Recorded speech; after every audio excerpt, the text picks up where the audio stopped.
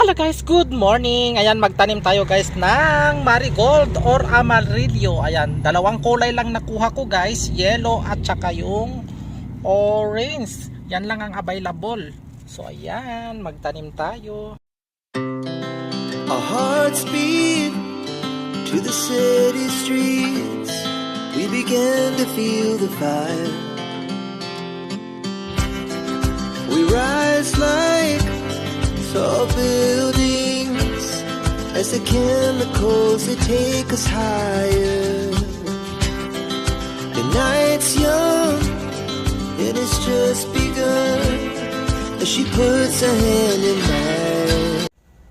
Ayan guys, good morning. Ayan, pray time tayo ngayon guys. Ayan, magtatanim tayo guys ng pitonia. Ayan, kulay blue and white.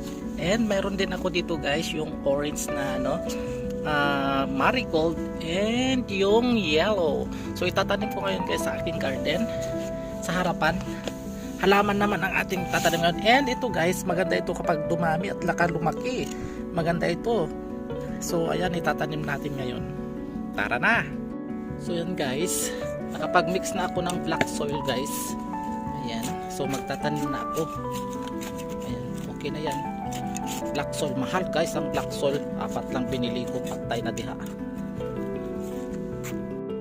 So yan guys, naitanim ko na yung marigold or amarillo sa atin sa Pilipinas.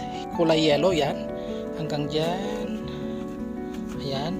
Dito kasi nagkulang ito.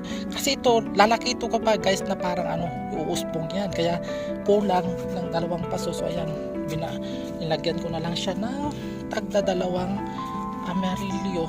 Ayan. Ayan. Lalaki kasi ito guys, maganda ito pag lumaki. I-update ko kayo. Itong amarillo, ganito na lang siya, bonsai. Then dito naman, ayan, mix. Ayan. Yes, ayan siya. So yung na lang guys ang ating itatanim. Ayan guys, dyan ko naman nilagay yung mga pitonya sa baba ng aking basil. Ayan.